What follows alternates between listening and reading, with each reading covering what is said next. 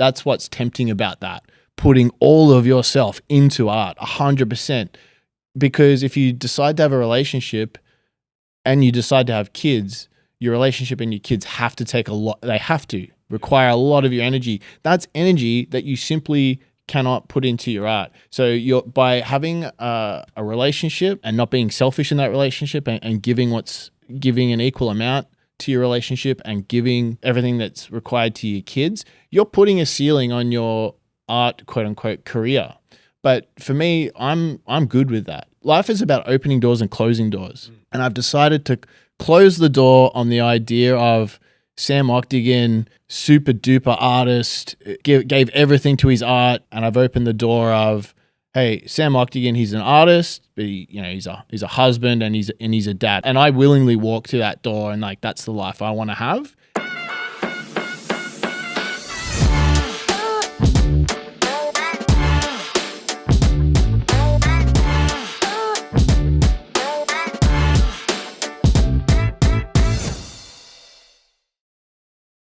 There's just so many moving parts to everything that we do that there's a lot of like just having to surrender to a lot of the processes and being flexible and malleable with how you want to do things. And the more that you want to try to squeeze into your life, then, you got to try to identify where the opportunity costs are and what you're willing to let go. The biggest challenge I have, and I wonder whether or not this is the same for you, is trying to remain as present as possible, like in the moment now, instead of constantly thinking that I need to get this done, the next thing, okay, after this, like even now I'm like, not right now because I'm having this chat with you, but it would just be like, okay, today I need to get this done. But I was already thinking about today yesterday. Yeah. Right. And then later on after this, I want to be thinking about what needs to be done by tomorrow, right? An episode's going to drop tomorrow, so I need to prep for that. So it's just this constant rolling, I guess like a thought pattern of the next thing, right? And especially if you're not able to right now take care of the thing that you want to take care of, you've now just put it in the back of your brain and it's there scratching, thinking you've got to take care of this, and not having the opportunity to do so. It's just having to learn that lesson of just fucking let go. Yeah, 100%, man. Like, to answer your question, I'm terrible at being present. Yeah, so I suffer from, like most creative people, suffer from the same thing of what's the next thing, and that's like sort of what I was like touching on, talking about later in the year when I become primary carer, just sort of anticipating that and just knowing that like, when I'm with Freya, my daughter, I know that I'll have a tendency to do that, to be pulled away at, I can do this thing, because we all think we're like, superheroes. It's like, I can do, we never say no to anything. It's like, I can do it all.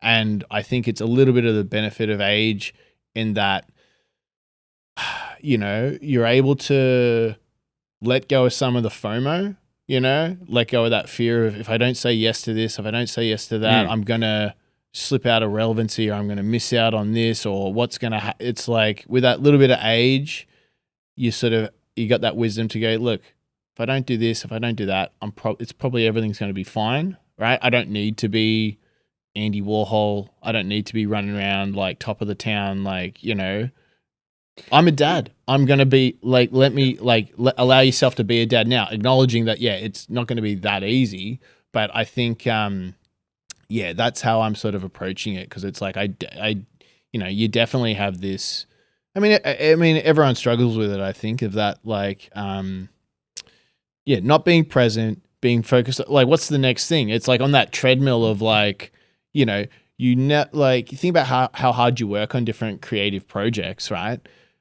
And you kill yourself and you grind, and then it comes off. And like, how long do you stop and enjoy the result? Yeah. Like a second, and then you're on to so when does that stop? The answer is it doesn't stop. You have to stop it. And I think that's how I'm sort of approaching it. I'm sort of like I made a decision. I wasn't always 100% on, I want to have kids, I want to have a family.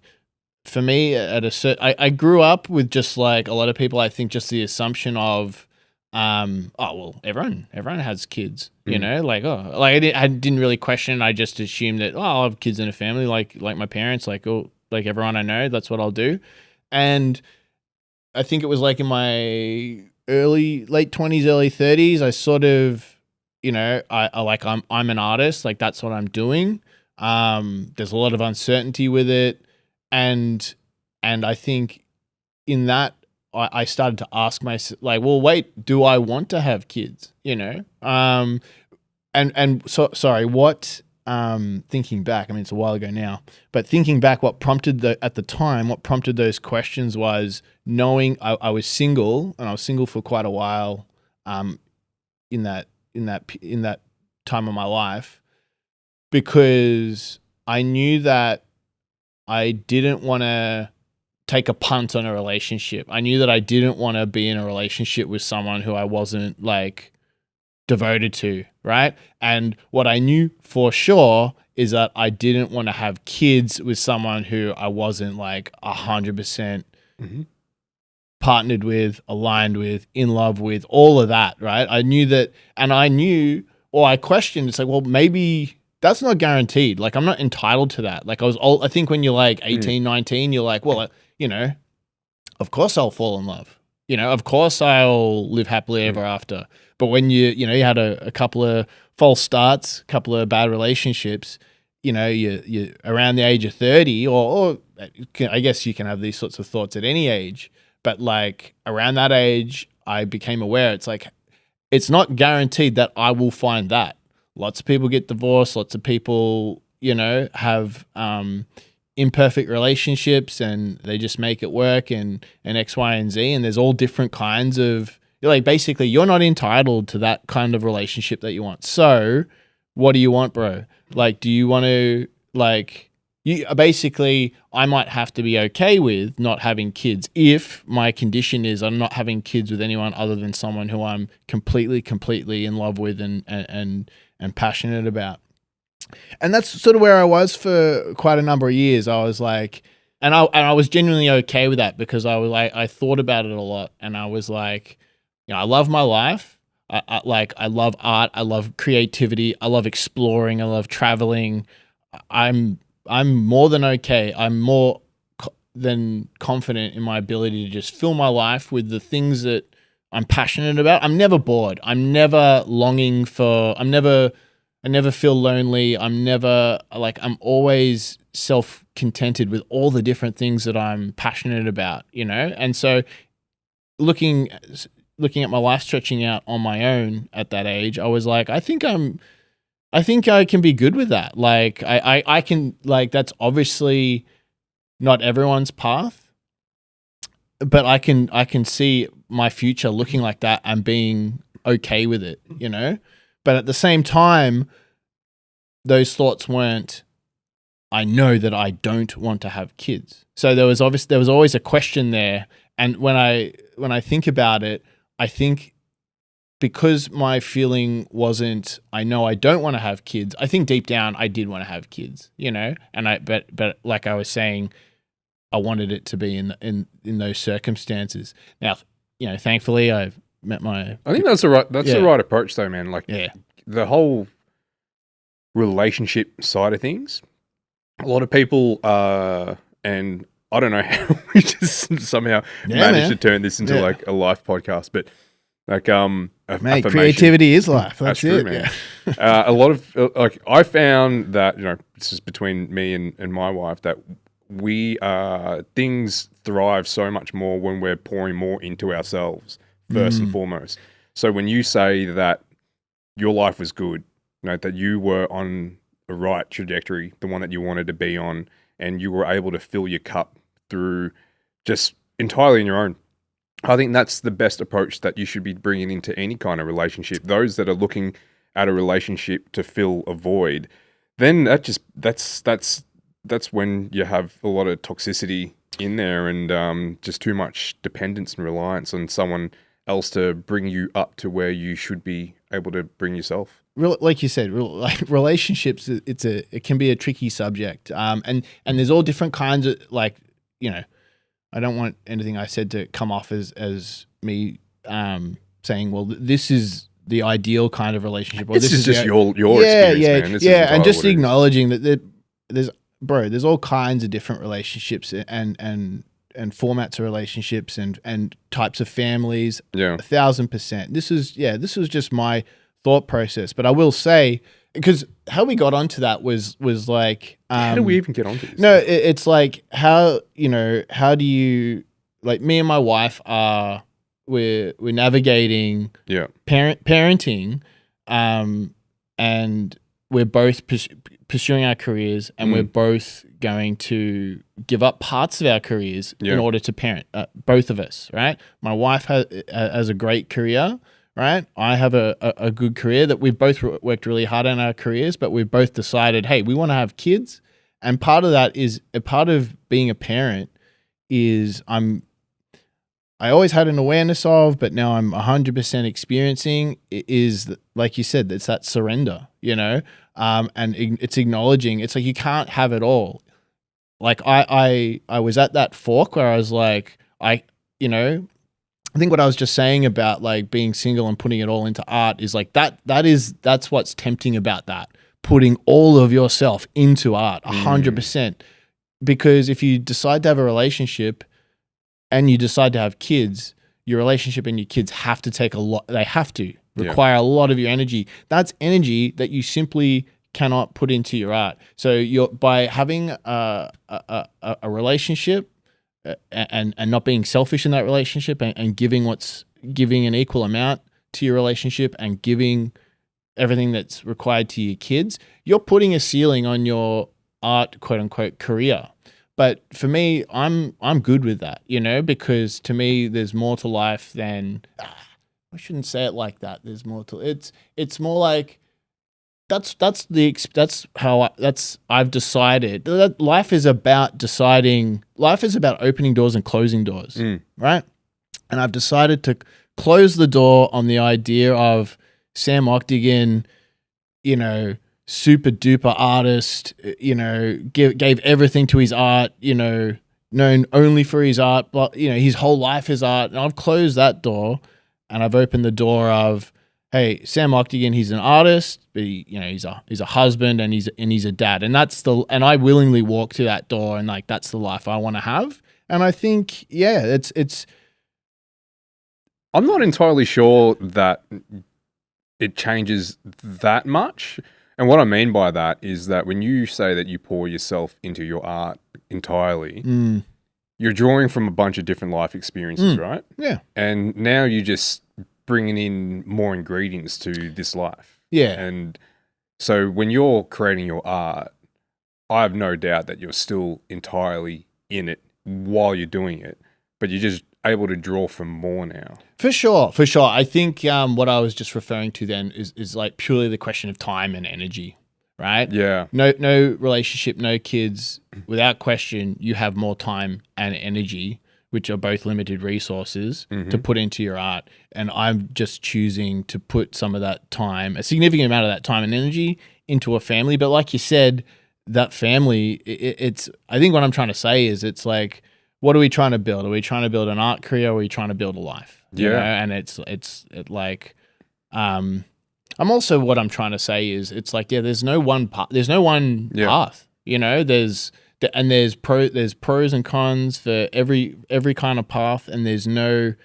I think for a long time, maybe why I was single for a while and why I had kids a little bit later is because I was putting off making those decisions. I was putting off deciding which door to close, which door to open.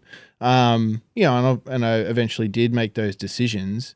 But it's definitely something that I thought about for a long time. And to sort of wrap a little bit of a bow on the whole relationship thing is what I found was, for a long time, I felt like I had to reach a certain level with my art career in order to meet someone who would want to have a family with me, Right.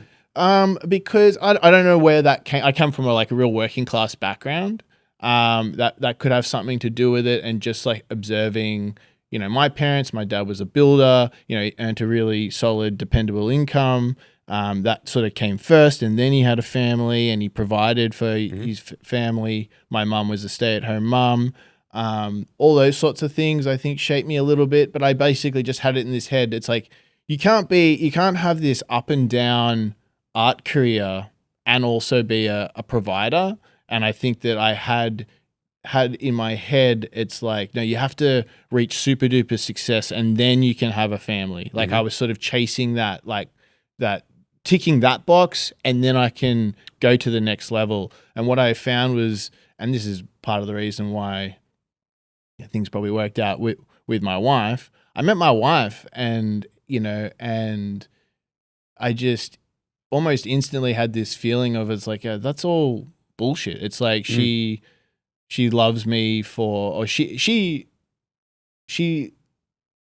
life that I've built, it's like that's what she wants. Like that's what she likes. She admires it. Like, to her, the idea that I would stop pursuing art, it's like, why would I do that? I'm an artist. That's who she's chosen. That's what she's attracted to. You know what I mean? And so that chaos, that up and down, that she loves that. Like that's what I bring to the table. Whereas I never thought that could be, that would be appealing to someone, that side of the creativity. I always thought that side of the creative life was unappealing to people who weren't in it, but I found, like, what I found when I met my wife was like, no, that side is appealing to her, and obviously there's a lot more to it, like I said, I'm older. I have reached a certain level of stability and success with what I do.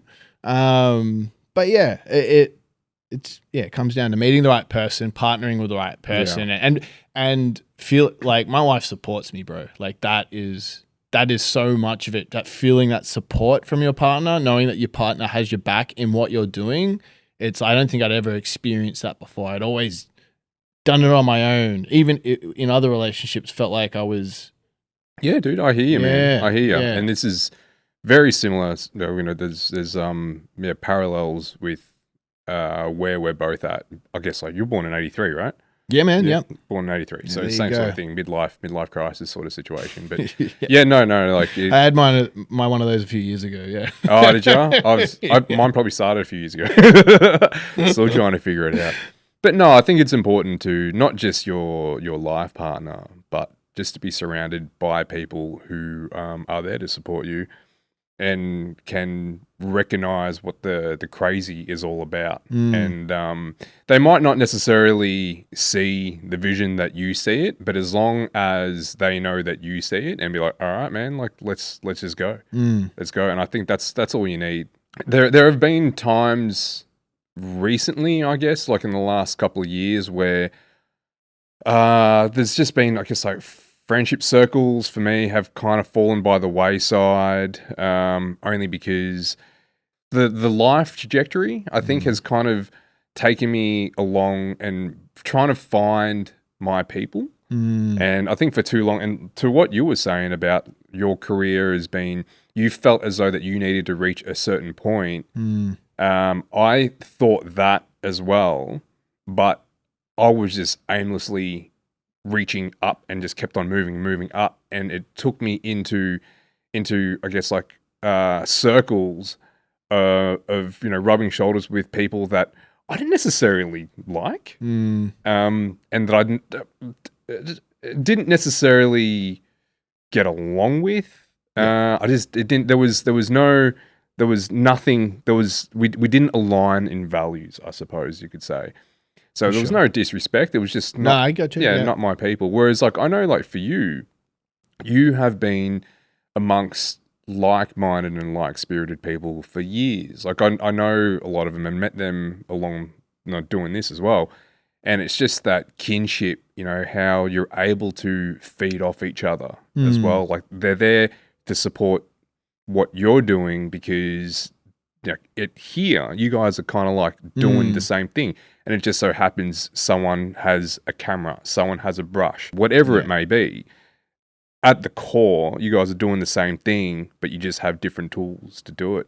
So I see that, it's important to surround yourself with people that are they're there to support you, and then you also have the capacity to support them, because there's this reciprocation Absolutely. in that relationship where you're just there for the betterment of each other and for yourselves, for each other, and collectively together as a team. No, for sure, man. It's I think what you're sort of highlighting there is like there's no premeditation. It's not like, well, I'm going to support this person because they're going to give something back to me. No one's keeping score. It's all like these are all organic relationships. As also, it's like you can't fake 10, 15 years of a genuine relationship, you know what I mean? Like, I think, definitely take this in a few different directions. But I think that, I do have a great community around me, and part of that is because I'm born and bred in Melbourne. Melbourne's a very creative city. There's other creative people grown up here and drawn here. And I haven't moved around a ton. I've pretty much been in Melbourne. Like, I've had little stints here and there, but I've pretty much been in Melbourne my whole life and career. And look, I think I'm a pretty genuine person. And when you're a genuine, truthful person who's like pursuing creativity in an honest, truthful way, and not trying to climb ladders or make sure you're invited to this party or that party. But it's tricky because that you do have that feeling of like, sometimes I need to expand my circle. I need to meet, I need to be here. I need to be there. I think everyone has those thoughts and feelings from time to time, especially when they're younger. But like, if you're at your core, if you're a genuine, honest person, you're going to attract other people like that, and you're going to naturally collaborate. You're going to it's like that support is just natural, it's like, I'm supporting this person not because what I can get out of it, it's because I love this person. And just even attaching the word supporting, it seems a little bit strange, because it's not there's no, it's not a conscious effort to necessarily support. That's what I think. That's what I'm sort of trying to say is like, basically these are just my friends, and we're friends because we're creatives. We're friends because we see the world in similar ways. And like, we're attracted to each other because we're drawn to each other because, we grow up, we're creative, we feel perhaps, in high school that we're a little bit different or whatever, and then you go out into the wider world sort of in searching for people who are basically, just like you, who see the world like you. So you have that, you feel seen, you feel understood, right? And also at the same time, you're trying to make art, you're trying to get by, you're trying to do things. And one of the great things about art is that collaborative spirit. So like, a lot of these relationships that I have in the creative community, it's like, because I shared a studio with friends. It's because I put on art shows with friends. It's because I played in bands with people. My band played, shared of course, shared shows with other people. And man, it's And you have the luxury of that outlet, right? So you paint, and because you're working strictly solo in your studio. Yeah, that's it. Yeah. So you have that outlet where you're able just to zone in and entirely focus on your work and just be entirely present on your own and just have your own space, whether it be physically, mentally, emotionally. But then you're able to then jump into a band and play and to express in a very different way collectively in a group. For sure. The band is certainly less these days as I've gotten older. Like, we were like my band Iron Mind were like we were at our full capacity, I'd say like 8-9 years ago, and then in that period we're like a part-time band. We'll play a couple of shows a year. Wrote a couple of songs here and there.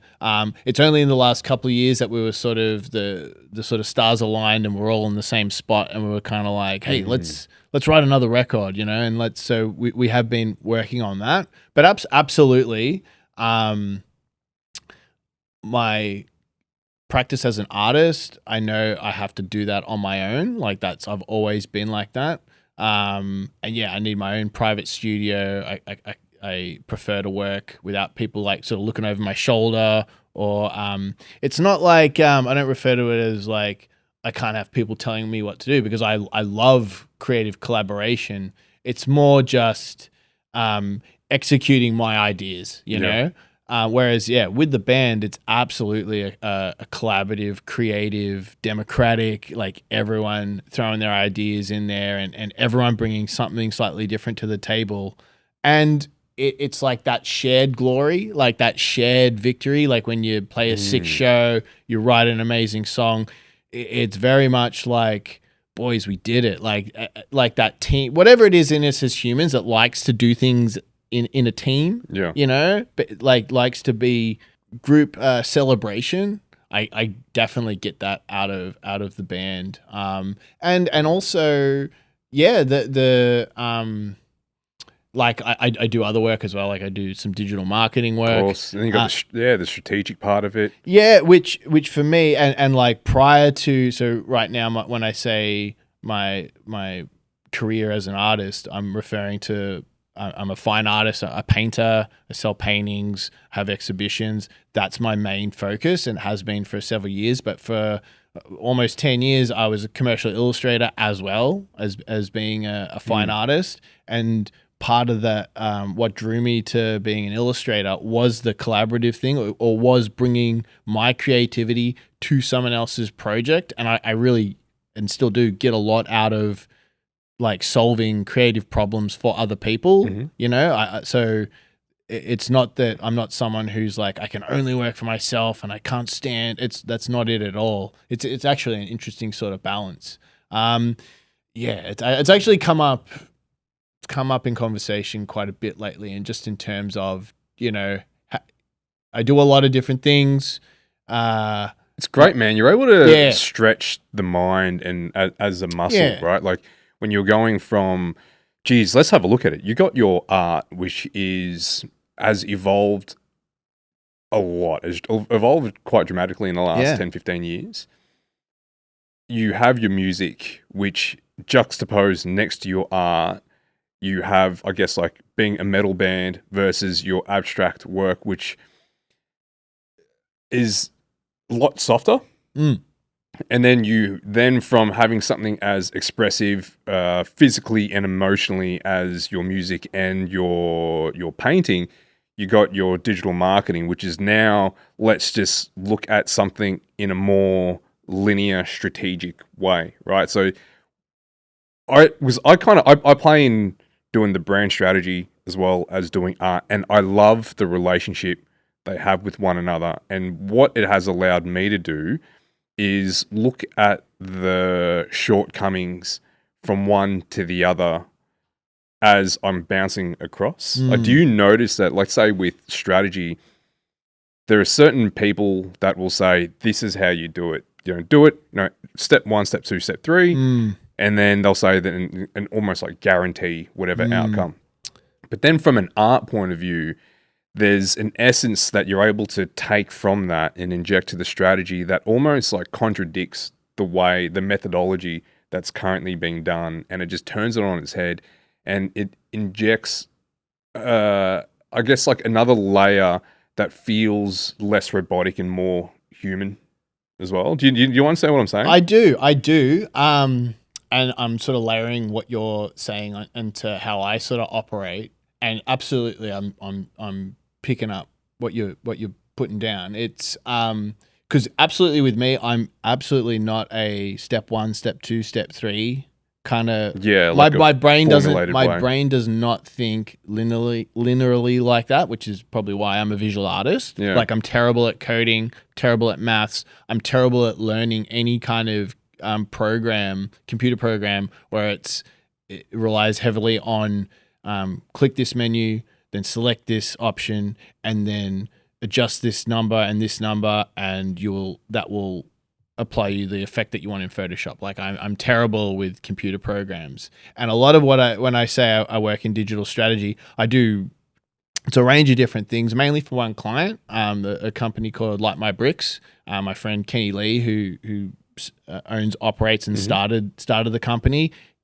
you know, massive successful company, amazing creative company, and I've been able to help out a lot since the early days of the company. And a lot of what I bring, I've explained to other people is, so Iron Mind, the band, has been a band for, I think, almost 20 years, right? And in that time, a lot of the role I've played in the band has been creative director is like definitely the wrong term, but it's a lot of what I've done in the band has been copywriting. A lot of it has been, promoting. A lot of it has been, strategy around like rolling out a record, like, with the other guys as well. But absolutely, if you talk to any of them, they'll tell you that I drive them crazy because I'm obsessive and a little controlling, and it's got to be like, it's got to be like this. I've got this idea. This is going to work, without any, data or anything to back it up. It's just my intuition, and so I take all those things and I absolutely see dots to connect in other people's businesses. Yeah.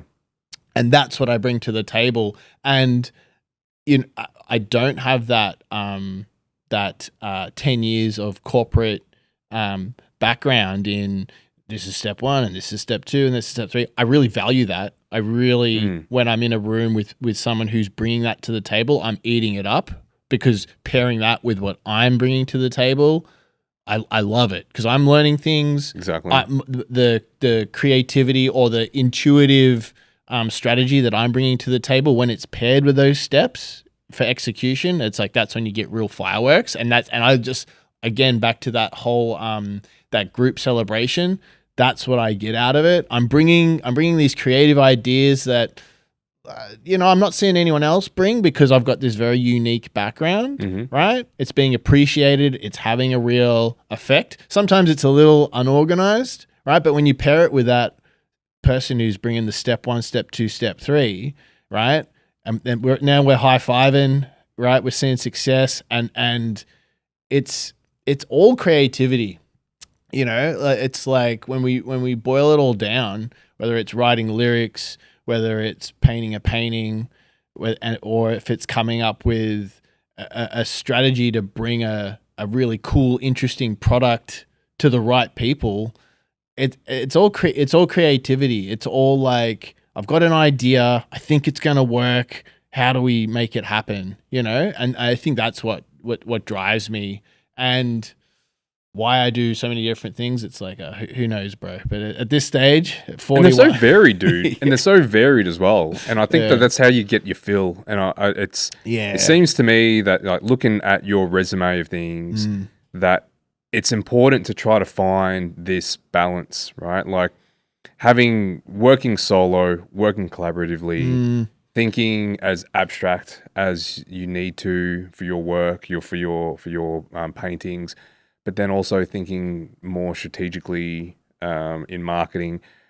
All those, they seem like very independent tasks, like that they're in silos, but the way that they would then feed into one another, it changes the dynamic of them quite a lot. Like, if you're going to be playing music and you want to be doing some promotion, there has to be some strategic component involved, right? Yeah. If you want to be doing something like, if for the digital marketing, if you want to be successful in that capacity, leaning into some intuition, I don't think that doesn't hurt. And I think that's me being someone who parlays in those spaces. Well, not music though, parlaying in like both the creative and art and branding, is that there's not enough of the mix. And I think that there's where you're able to introduce the crossover, and to what you were saying, you're high-fiving the people that are bringing the strategy. When you find that crossover and able to pick the ingredients that you need, that's when you're able to see a lot more success. Because even as an artist, man, I love the idea of like having like purist artist, someone who's just all about the art. That's fair. If that's your thing. But how do you not introduce an element of strategy? Like, that I don't think that you can avoid it. Like, even let's say with strategy, right? With art, you're not just whacking things on a canvas. Like, you have some thought and articulation behind it, right? Like, even when you're talking about composition, there's some rationale behind what you're laying down in this particular part and complementing this other area, whether it be the shapes, whether it be the colors, scale, textures, all of that. There is a component of strategy that's been worked into the art. It's not just I feel it and I put it down. For sure. Man, I can take this in a few different directions, but like, I think like going back real quick to the fact that, yeah, I do this range of different things. I think that comes down to personality because I think I at times I've felt like, damn, I need to I need to go all in on one thing. You know, I'm spreading myself too thin. I'm going to be jack of all trades, master of none. But that was a few years ago that I was feeling like that. And again, maybe it's with getting older, maybe it's with becoming a dad or whatever, but it's like I am at peace with it. It's like, no, I'm going to do, this is what I do. I do a bit of everything. That's my thing. Yeah. I enjoy it.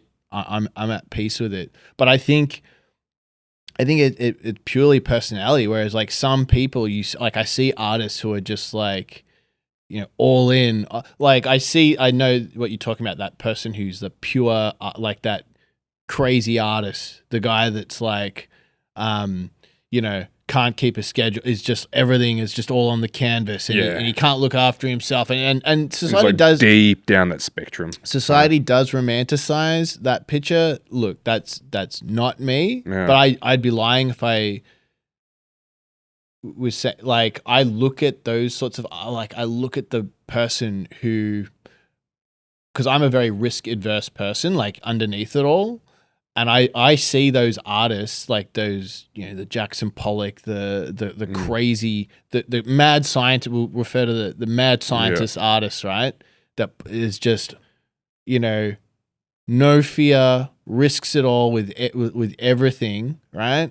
You know, lives a very like, you know, experiments with drugs, like is like really, really out there and pushing it. You know, it's that artist that society kind of romanticizes.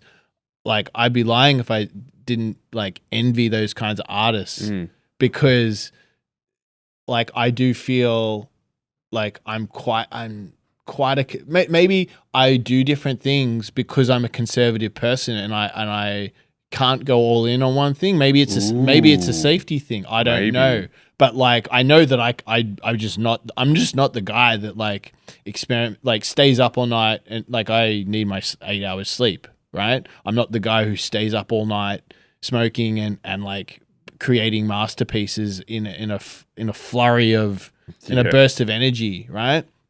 Like, I'm not Michelle Basquiat.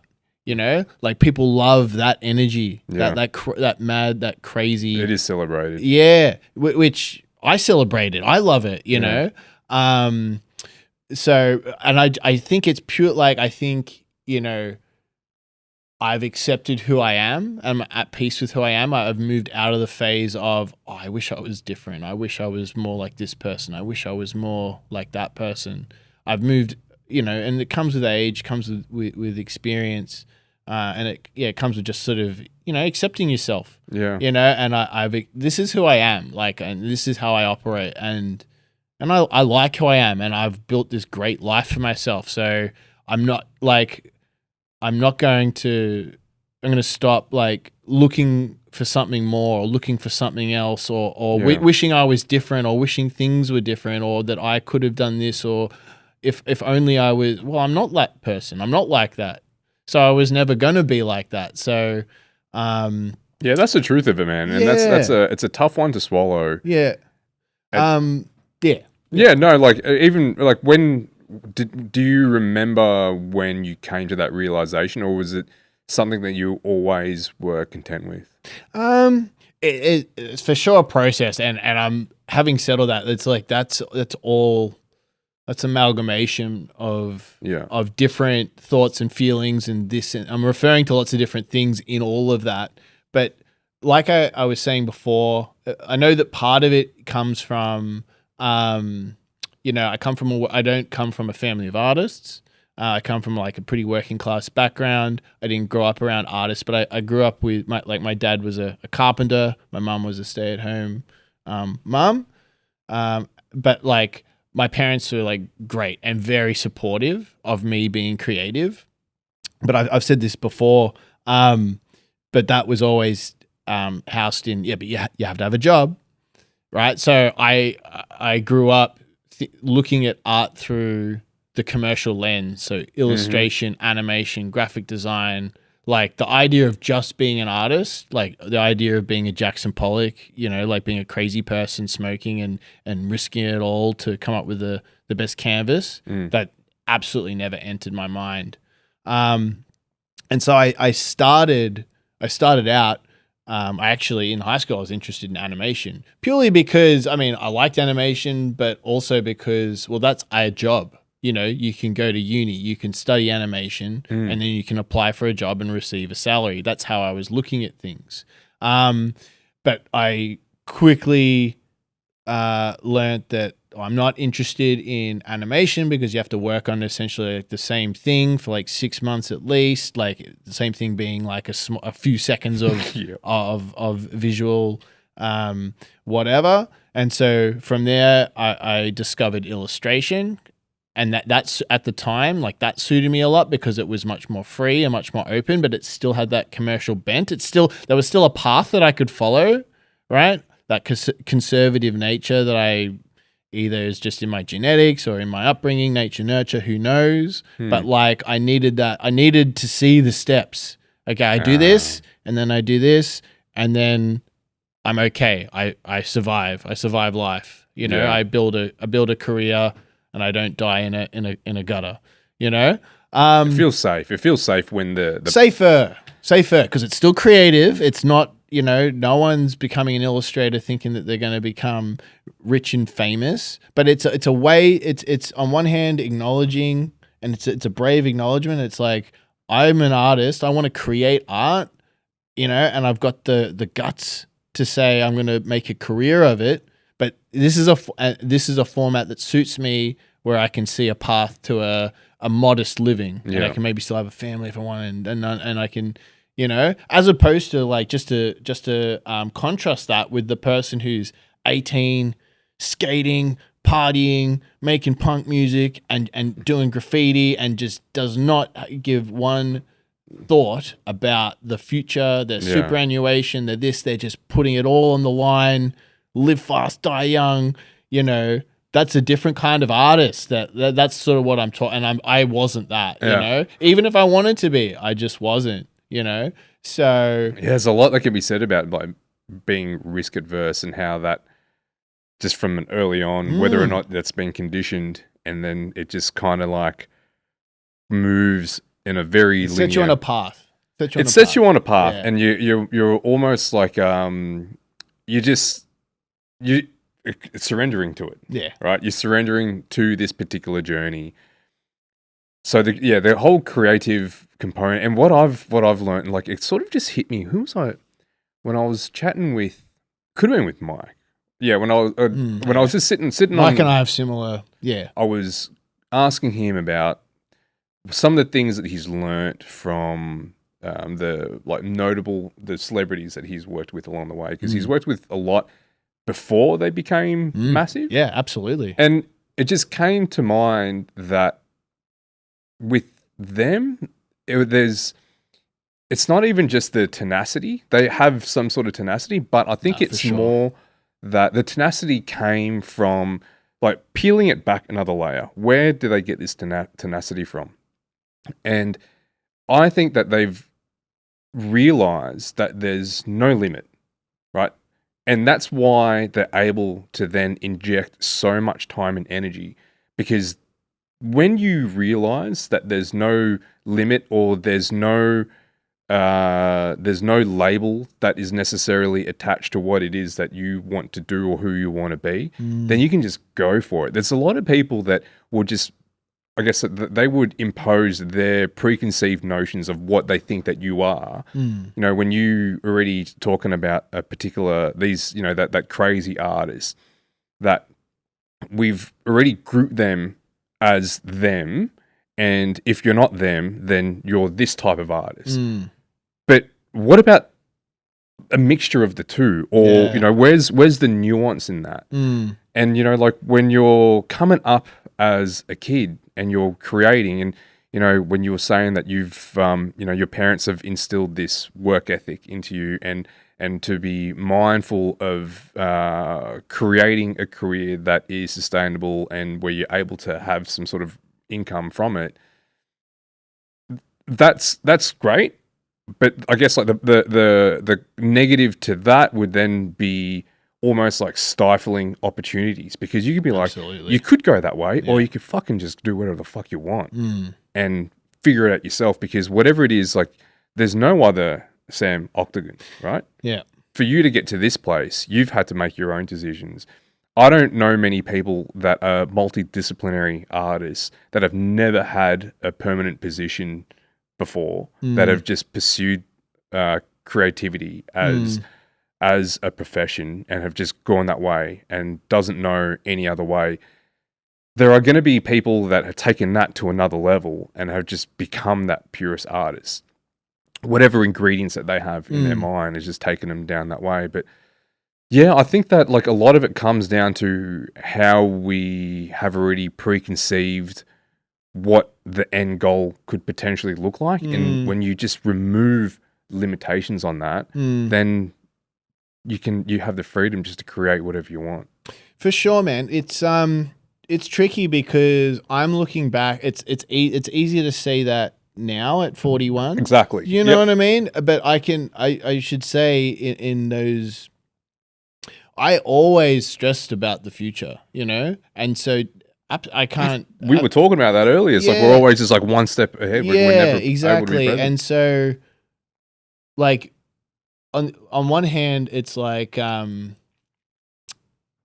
if I had to come from a family of artists, well, they could have explained, hey, there's no limitations here and here, you can go down these paths, right? But my parents didn't know that. Like, my parents weren't artists, so so that information wasn't given to me, and I've learnt those lessons over a 25-year period. And now I have that knowledge that there are no limits, and you can bet on yourself here, and there's no rules, and this is how the gallery system works. I learned that. If I had been told that when I was 18, well, maybe I would have rejected it, and been an accountant or something. But do you know what I mean? So maybe. And even if you're 18 and you had that information, it could be something that you squandered. Yeah. Right? Because then you'll be like, well, I can do whatever the fuck I want. Yeah. And maybe you didn't have that tenacity and that fuel to back that up. So I think the tenacity thing, because the word tenacity is a good one, because it basically, just I think what I'm trying to say is there was never a point in my life where I was just like, oh, whatever, we'll see what happens.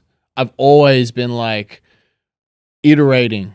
Maybe I can do it like this. Iterating. Maybe I can do it like that. Maybe I can be an illustrator and a fine artist. Maybe I can maybe I can do artwork for my own band and get people, and then through my band get illustration jobs, doing album, maybe it'll work like this. No, that doesn't, over several years learn, no, it can't really work that way. It has to be, That's definitely a more sensible approach to I guess to challenging your current state, right? Like, if you're able to see where you're at and be like, this might actually, let's give this go. Let's give this a go. Try it. If it works, it works. Then you're like, okay, we'll continue down this way until we kind of pivot from there. Yeah. I think what I'm trying to say is I always had a level of anxiety around the future, and there was just and like that served me in that, like, I've always never taken my eye off the ball, always like got to think about this, got to, like, what's the next step? Got to think about how is this going to grow into something more substantial? How is this going to grow into something that's sustainable? I guess the goal has always been a sustainable way to make art, So when I say an art career, I make art and it generates enough income that it sustains my life to where I can continue to make art. That's basically it. And those 25 years has been a pursuit of figuring out how to make that happen. That's basically right. And I had those years of stress and anxiousness, But that's part of the cost. If it wasn't stressful, if it wasn't anxiety inducing, well then maybe everyone would do it. But like it's the cost. It's the cost of it. Part of the cost. Stress and anxiety is going to be part of life anyway. Yeah, let's just say if you went down the other Yeah. way, right? Like, and if you had continued down that paved career path, and wouldn't there potentially just be that underlying stress of like, oh, what if? Yeah, bro. Yeah. Yeah, you know what I mean? Like, I don't think it ever goes. Yeah. I think that it's the stress and the anxiety is what we can use to fuel progress, I suppose, or the evolution of ourselves. You learn that the stress. You think when you're younger, you try and find ways to get rid of the stress and anxiety. But as you get older, you realize, no, what you need to do is learn how to sit with the stress and anxiety and know that it's going to pass. You know, you're never going to get rid of it, right? You learn how to sit with it and move forward anyway. I think there's, earlier on you were saying about like getting to a certain time in your life and you know that you feel content with where you're at and all the work that you've done. I look at that and I'm envious because part of this is me speaking with people that have done that and wanting to learn about how you managed to do that, because I went down that safe path, right? I don't want to discredit the work that I've done or to play down a lot of the big roles and the projects that I've worked on, because at the time they were most definitely fulfilling, that they were what I thought that I wanted to do then. It's just that, when there's so many other things that get introduced into my life along the way where values change and, your needs and your drivers all start to shift. Absolutely. Right? Yep. So now I'm looking at it and I'm like, fuck, like some of these people that kind of leaned into the risk earlier on, they're in a point where that they're, 10, 15 years along that path, that they feel more content with where they're at, where that for me is missing. Yeah, that contentment is not entirely there. There's still something that I'm yearning for, and yeah. I think without making assumptions or oversimplifying what you're saying, don't misunderstand me. I still have a form of that yearning. You know what I mean? I think that it's like, but I may be further along the path.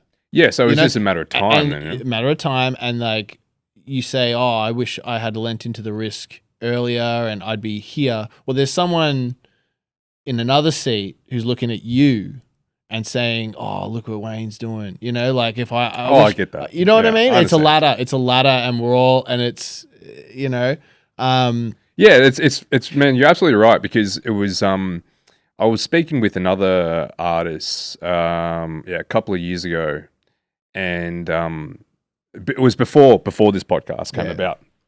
And in my head I'm just like, there's certain people that you look up to that that you take inspiration from, whether it be like in all different facets. I know, yeah. Like you see an artist and you might take inspiration from the way that their composition. You look at a particular an illustrating, like, ooh, how does he get that? How does he work that particular type of stroke? The weight of that stroke, whatever it may be.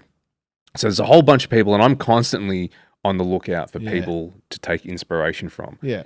So much so that I forget that me having, being in my 40s, that there probably are people out there that I've inspired. 1,000%. Yeah. So I had a conversation with an illustrator who's quite successful in his own right, and he was saying to me that, like, because I've known him for years, and he said that, dude, when before I started, like, I'll look at your work, like, that for me, that was the level. I wanted to get to that level. Like, in design and illustration, you were the benchmark.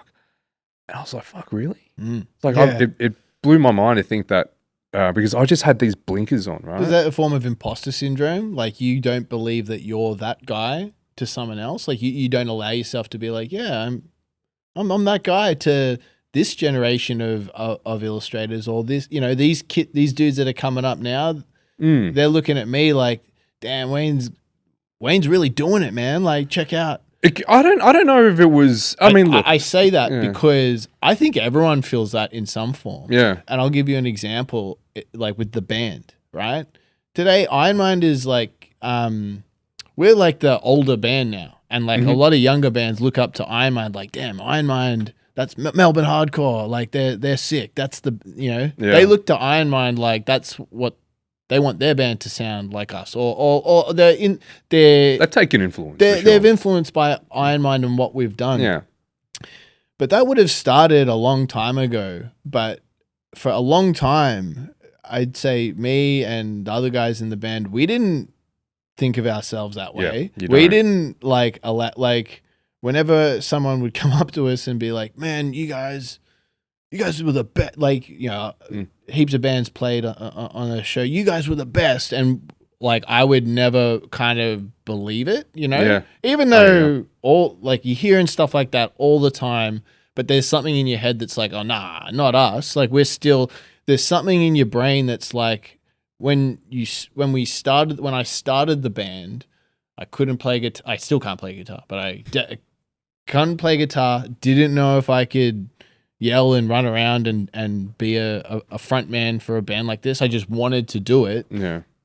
And so because that's how I started, like that's always woven in. Yep. You know what I mean? You're always in some way you're always that little kid who's not sure if they can do it. Yeah. Even when you reach the success, it comes back to that being present, or like, you pull off a great show or an exhibition, or you produce an amazing season of this podcast, but you don't allow yourself to sit there and go, man, I killed it, I did it. That's why it's always the next thing, because you've got that imposter syndrome, and you're always like you never arrive. Like I don't think as an artist, as a creative person, I don't think there'll be a point in my life where I'll arrive and be like, I have made it.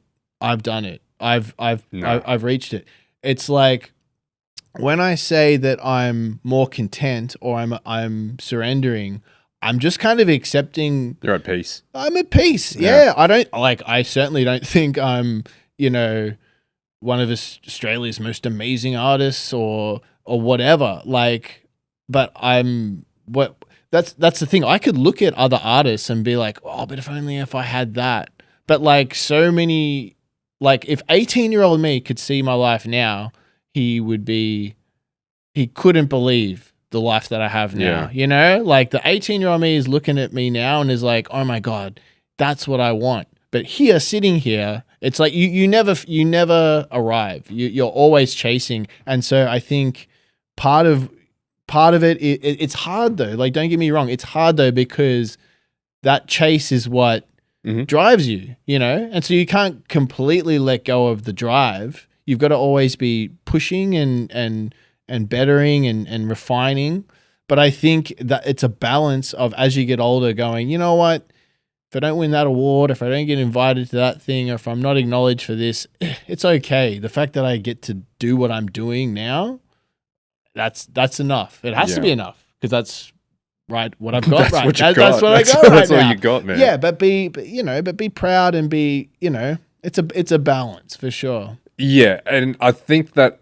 Okay, so to address the imposter syndrome, I don't think it's necessarily imposter syndrome. It's not that I've never felt it. I just don't think it is in this context. Okay. It's not so much that I don't feel as though that I deserve to be in the position that I'm in. I think that for better or worse, I'm in the position that I'm in because it's the position that I'm in. Do I wish that I would be in a different spot? No. And I've spent a bit of time thinking about this, right? Like when you say that, you look at someone like, oh, I wish I had what they had. But then it's like, what would you be willing to give up to have what they had? And I ask that question, like, that's a really good point. Yeah. What part of my life would I be willing to give up to walk in those shoes? Like none of it. Yeah. No part of this. I kind of like, So when I say that, like, I look at a lot of artists like yourselves who have spent the last 10, 15 years carving out a career and a successful career. Well, any creative discipline where they just kind of like, grabbed life by the balls and said, I'm going for it. There's so much respect for those people. And when I say I wish I did it, I do wish I did it. But the fact that I didn't do it and I'm in this position doesn't make me regret any of my decisions. I'm relishing in the position of starting over. That was a big part of it. It's like, dude, clean slate this and have a crack. Let's just go do something that no one else has done before and bring in all the experience that you've had in all the facets that you've worked in. So, having worked in design, illustration, art, now take all those experiences and put it together and let's inject all that into this podcast that people were not expecting. And when they see it, listen to it, and feel it, it has to be elevated, right? At the very least, make sure that it is polished and professional, because when I'm bringing people on like yourselves, I want to make sure that this platform is to the level that I see you guys at, and that you guys also should be seeing yourselves at. So that's that reciprocation there. So no, it's not imposter syndrome. I like the idea of being at the bottom. Gotcha. Right now. Yeah, that's interesting. Yeah. Yeah. So I think you enjoy the journey. And I do. I'm trying my best to, because for the longest while it has always been about living up to a level of success that I didn't define myself. And when I had a good think about it, it's like, I don't really want to do this anymore. So then it's a matter of like then thinking, what is it that you want to do, man? And whatever it is that you want to do, it's going to come at a cost. And the cost is going to be dedicating at least a bunch of years to it, because you're speaking with people that's what they gave up. They gave up a bunch of years. Yeah. So you have to give years to something. And so just enjoy the ride. Just go for it, man, because like there's no point trying to shut off for the next 3-5 years and just waiting to arrive there. It's like, just enjoy it, man. Yeah, man, for sure. And I think those moments where you spoke about like giving yourself a clean slate, like I think those moments are some of the most powerful in any creative person's life. Like, because I can reflect back and think of moments in my life where, it's like it's kind of related to like the sunk cost fallacy. It's like, oh, I've studied this discipline for 4 years. I have to get a job, and you know, even though I'm actually not that yet, probably maybe haven't even allowed yourself to admit that you don't enjoy it, right? And you get a job, and you don't enjoy it, and then because this happened with me in animation, like I was very young. I thought, I've decided to be an animator. I've studied it. I got this like amazing job, in an animation studio in Melbourne.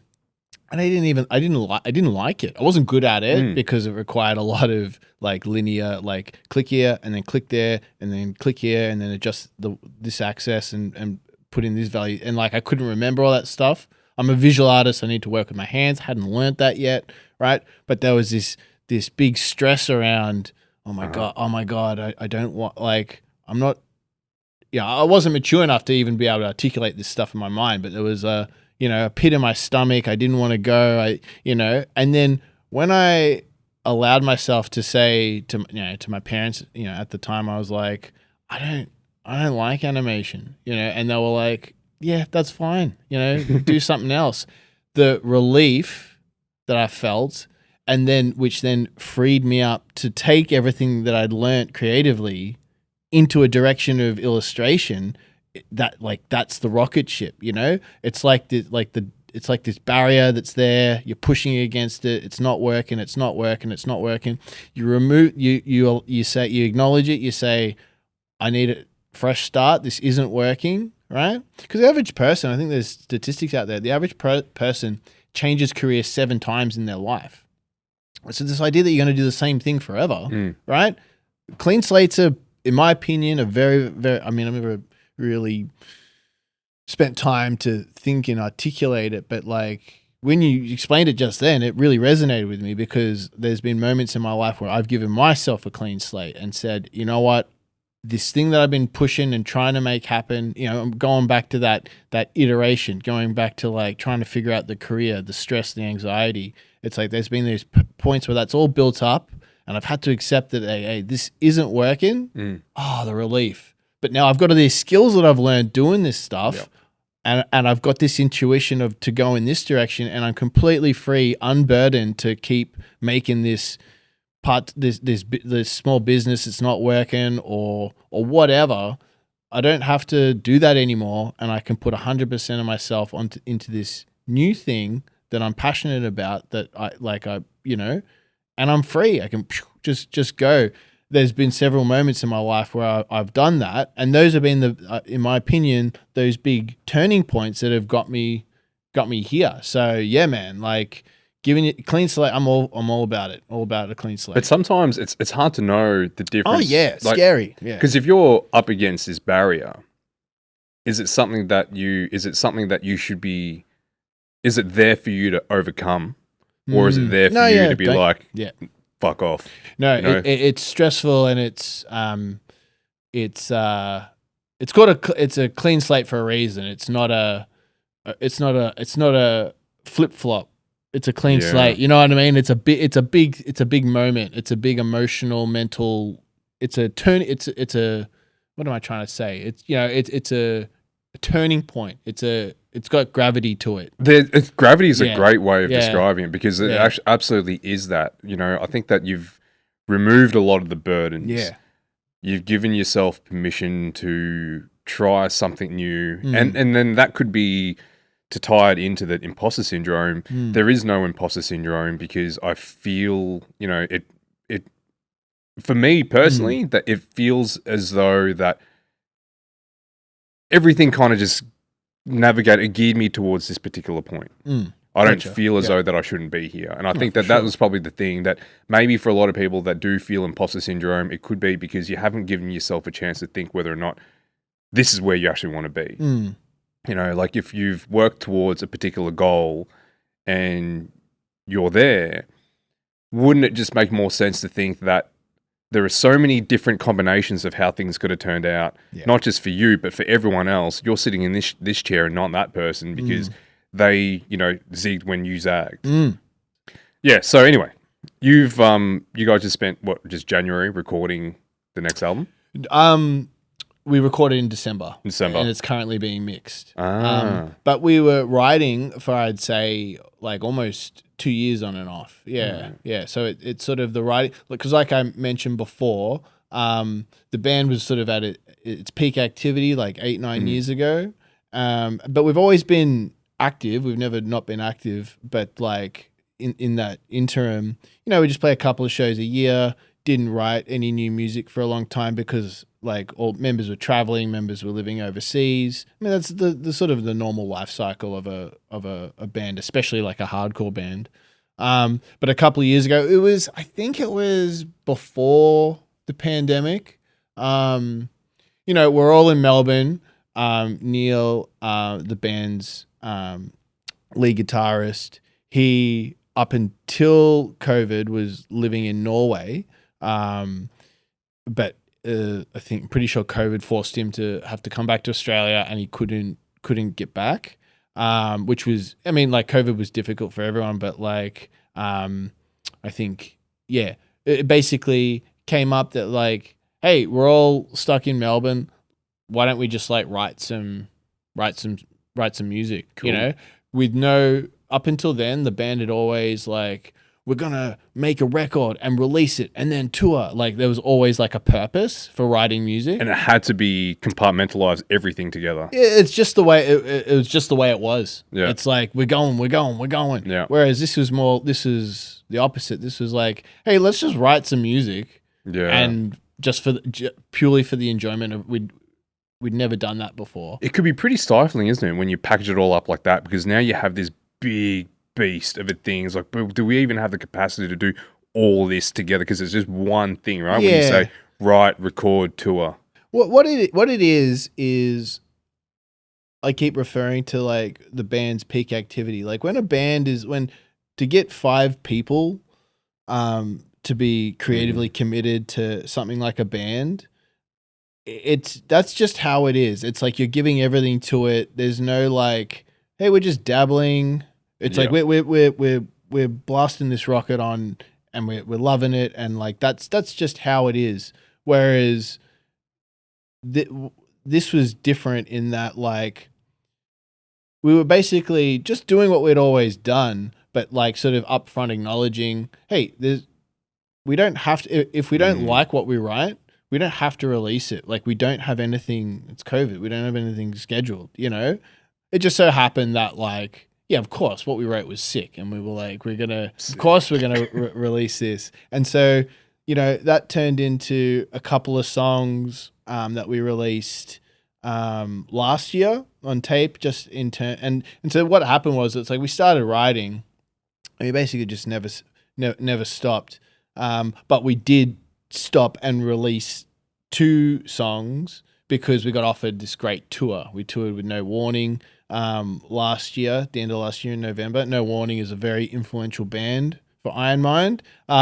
One of those bands that, you know, had never toured Australia, rumored to be coming for years and years and years. It never actually happened. And then, you know, when we got finally, someone messaged us and said, hey, like I'm trying to bring out No Warning. Would you guys do like we said, we're never touring again. Like we'll play shows here and there, but we're not going to do a full tour ever again, except for if No Warning come, haha, you know, because they never came. You know, Yeah. At that point, we're like, they're never going to come.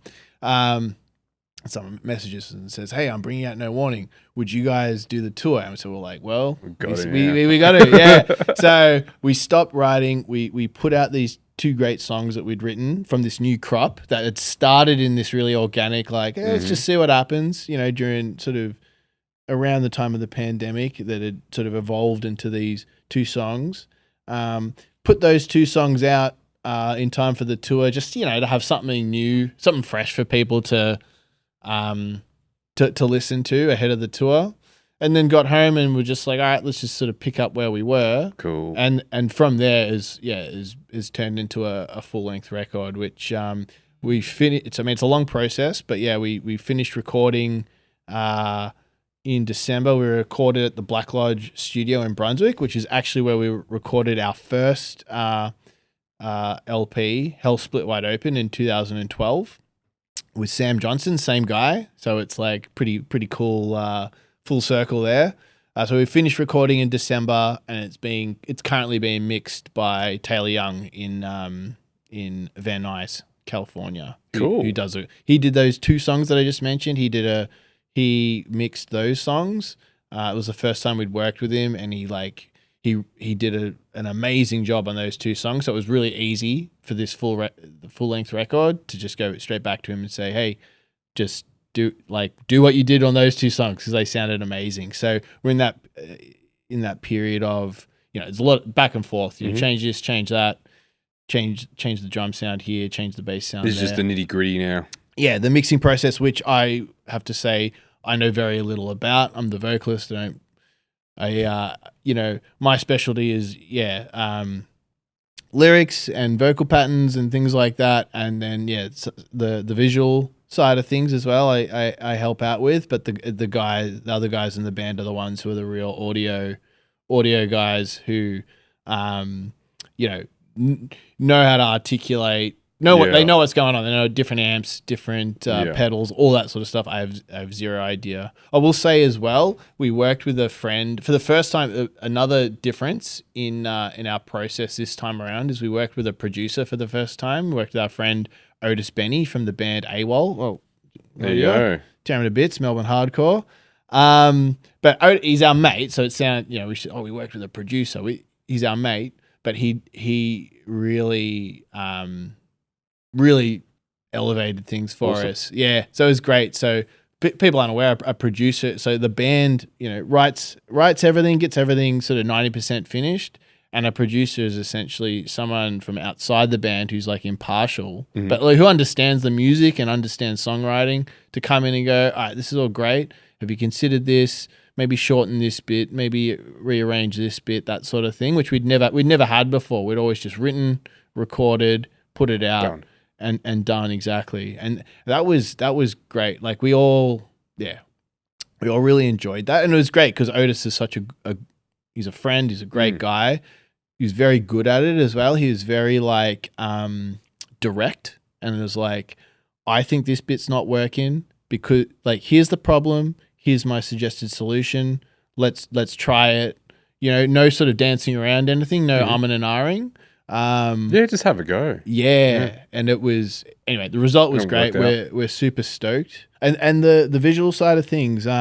Working with Pat Fox, past guest of the show, really close old friend of mine, and so He's pretty talented, that guy. Extremely talented, and talking about mixing the creativity with the strategies. He is a very, very good creative director, and his experience in terms of he's produced some of the best album covers in the genre, in like the metal heavy, just in music in general. He's worked across all sorts of different mediums, all sorts of different music genres. But his experience, organizational skills, the just dealing with a lot of inputs and like organizing it, and we're super stoked with what him and also working with a 3D artist for the first time, a guy named Jake Thomas. Dude, I'm so fascinated by the relationship between visual art and music, because the way that they marry up against one another, dude, it's almost one for one, right? Like, I don't know how. Well, you tell me, because you're in both. You got a foot in both camps. But when you're painting, do you listen to music when you paint? Yeah, but I think this is actually more common than people realize. Like, it's quite common. Mainly like ambient. Yeah. Okay. Or it's not even really a genre, but like lo-fi hip hop. You know? Yeah. Oh, that's absolutely a genre. But do you know what I mean? It's like more low tempo kind of stuff. Not stuff with things with like lyrics and things that pull you in. I get you. It's background stuff. I can't work. I mean, I'll listen to hardcore music and metal music while I'm working out, but not while I'm. That's not as much. Well, I listen to like chill out music when I'm working out. Yeah, so that's definitely something I never do. It's like when I'm working out, it's got to be. Yeah, it's basically the same 8 records for the past 20 years. So the reason I asked is because like you can see that your music is definitely one component. Your art is almost separate, but I'd like to see the marrying of how music and visual art, how that they come together, because like when I listen to music, I'm able to visualize something, right? When I'm creating art or even design, I like there to be a soundtrack to that. It helps just get me in the right frame of mind. But what's interesting I find with yours is that there's your music and your art, albeit still coming from the same place, but it's still greatly influenced by very different components of facets in life. They don't really cross over too much, do they? No. Well, it's a few different ways of looking at it, I guess, because I was just referring to the new album cover for the new Iron Mind record, and like I mentioned, we got Pat Fox, another artist, to produce it, whereas I have made the art for the band's records in the past, but over time, what I prefer, or like what I like, basically, I mean, I guess all music, right, in a way, is about creating a vibe or creating culture, right? It's not just about the notes. It's not just about the lyrics. It's about what is this band or what is this record? What is the feeling that they're creating? And whether it's some sort of philosophical feeling or more of like a cultural feeling or an aesthetic feeling, whatever it is, like what is this band trying to create.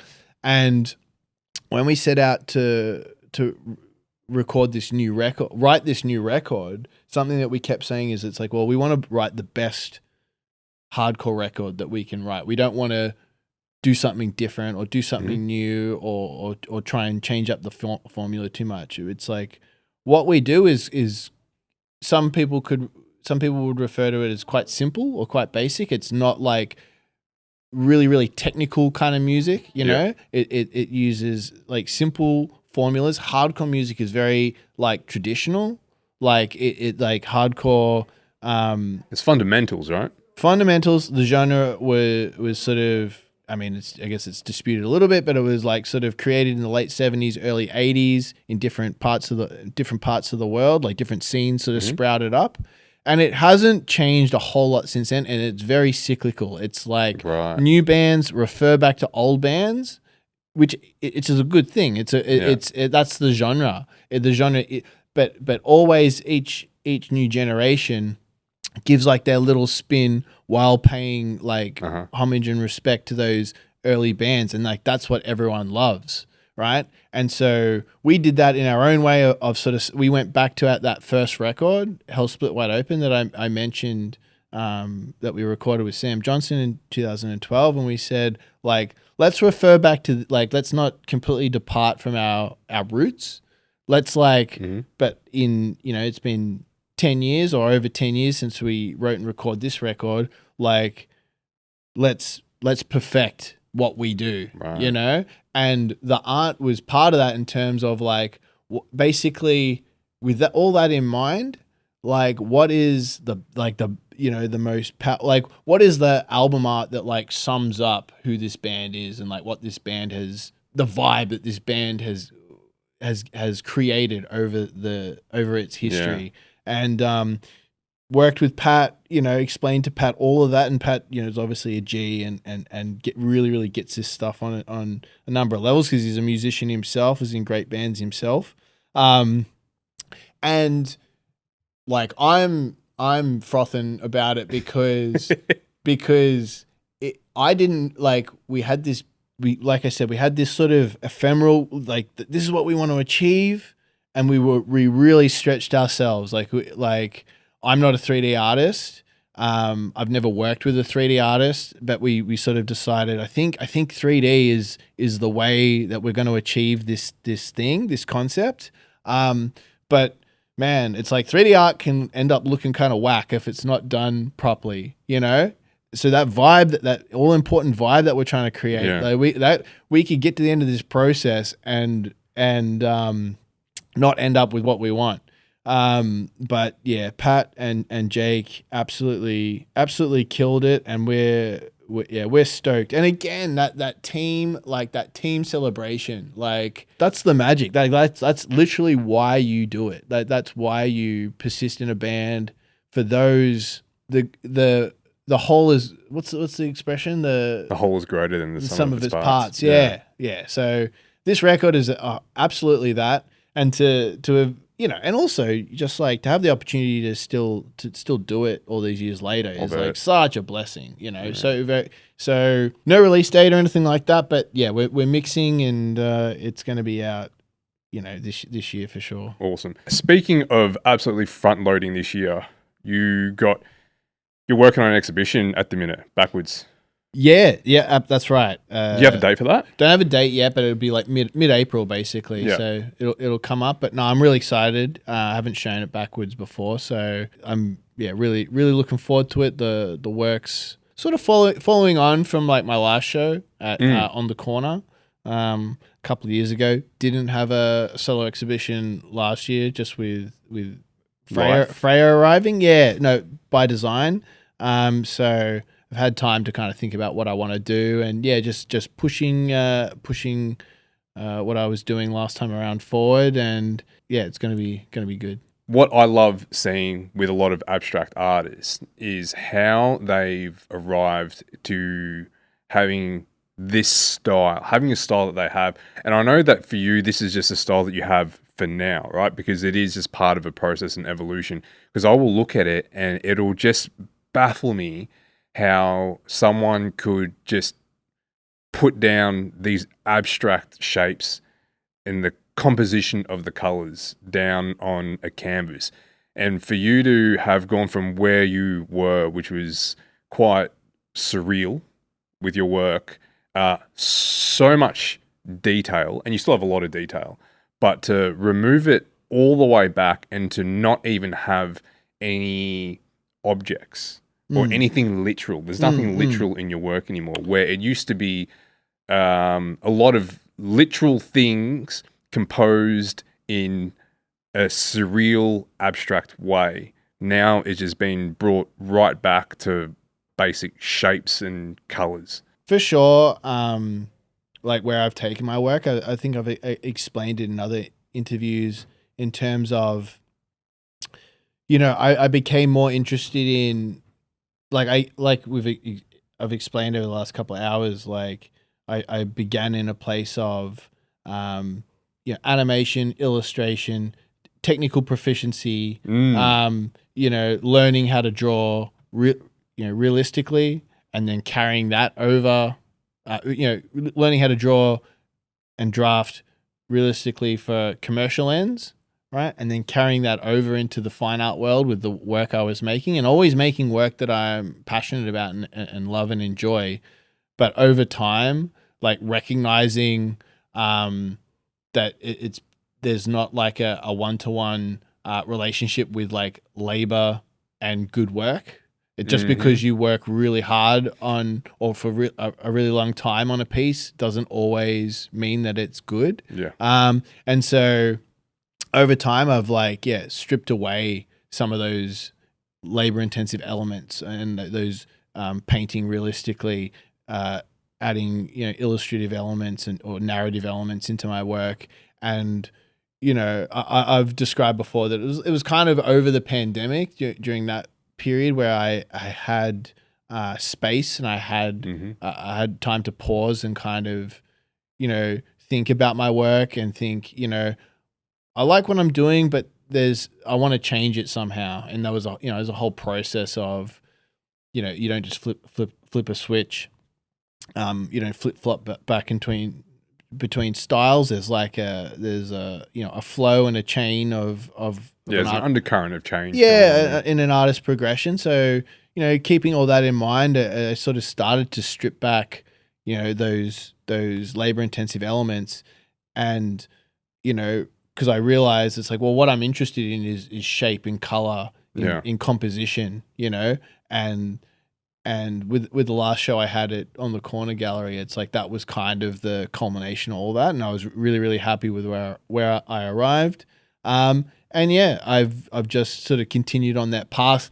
Just kept pushing, kept sort of making different sort of discoveries. It's like I can go down this path, I can go down that path. What I was trying to solve for back then was to paint one piece would take me hours and hours and hours and hours and hours, and I'd be like so sort of pot committed to this piece that I'd spent so much time on it, getting it to look right, to getting the different elements to look realistic. I was kind of forced to exhibit it because I'd put so much time into it, right? And I didn't have time to just go, well, that one didn't work, let me just do another one. Oh, that one didn't work, let me just do another one.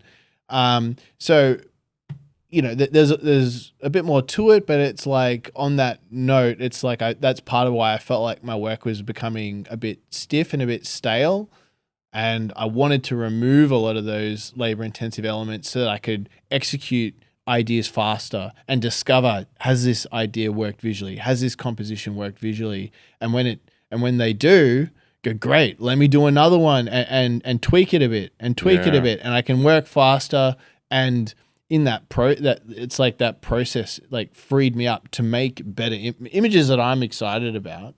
And in my opinion, they're better paintings. I mean, what makes a good painting or what makes a painting better than another that's a whole other kind of kettle of fish. But for me and with my practice, that's sort of the journey that I've been on. And with this upcoming show at Backwards, like hopefully people will be able to see that I've sort of cracked it wide open in terms of, you know, that new path that I'm on. So I think it's pretty distinguishable as your work. And yeah, when you see it, you definitely know that it's yours. It's unmistakable. yeah, Which is really interesting considering that it is so abstract as well, that they are, I don't want to say basic shapes and colors, because I don't know. They're not at all, actually. They're not basic whatsoever. There's a tonally... it's simplified. They're simplified, but the way that it's composed, that it looks haphazard, but then when you really look at it, it's composed. Tonally, there is a marrying of one piece to another, right? It could be a different palette, but tonally they work. Shapes, the scale, and the scale and the juxtaposition, all of it just feels uniquely yours, and it feels as though that, you know, you've arrived at a place where creatively, artistically, that you've kind of like found your thing. Yeah, for sure. I and thanks, I really appreciate that. But yeah, that's how I do feel that way. I do like I said, that process of making that change of shifting. For quite a while, I was unsatisfied with where I was. You know, I didn't hate where I was. Certainly didn't dislike the work that I was making. But like I said, I just felt like I wanted to change something, but I wasn't exactly sure what, because I was still enjoying. I still liked the images that I was making, but you know, the time it took me to make them, having all these other ideas that I wanted to try. You know, there was something in the process that wasn't working, and yeah. It's essentially, you know, over the last few years, I felt like I've been able to make that transition, and it's you know, it's exciting being able to work quicker, execute ideas faster, and make more paintings and lean more into the discovery of it rather than the execution. Absolutely, that's a great way to put it. Lean more into the discovery, because it's like I'll make one image that looks great, and over the course of that particular image, I'll get an idea for 3 others, and bang, I'll make those. And then, it's almost like I'm progressing at a faster rate now. And when I say when I say progressing, I mean in that discovery. I'm discovering more and more exciting things faster. So it's like every day I get to the studio and I've got that excitement. I've got like, I want to try this because I know that I'm going to discover something else, and then you know, and so, which is, I think, is a good spot for an artist to be in. So that's the best spot too. Yeah. So April, huh? That's it. Yeah, mid-April, probably like 2nd or 3rd week of April. Keep an eye out. Check out Backwards on Instagram. That's where all the info will be. Backwards Gallery. That's where all the info will be supplied. But yeah, man. And at Sam Octigan on Instagram as well. That's it. That's me. Yeah, dude, that was so much fun. Yeah, it was good. Really mind-opening. Love your work, man. I love your work. I think that the way that you parlay in so many different areas, I think there's a lot to be learnt from that. I love speaking with people that are able to kind of like dabble in different spaces. And just, you know, they give themselves the permission and the freedom just to fuck around a bit, right? And to lean into discovery and just to see how they can have fun in this particular field, and then try something else over here, and then try something else over here, and to not necessarily stifle themselves and saying that I can only do this way. So, no, dude, I really appreciate you jumping on, man. Thank you so much. Man, thanks for having me. It's been, really, really good chat.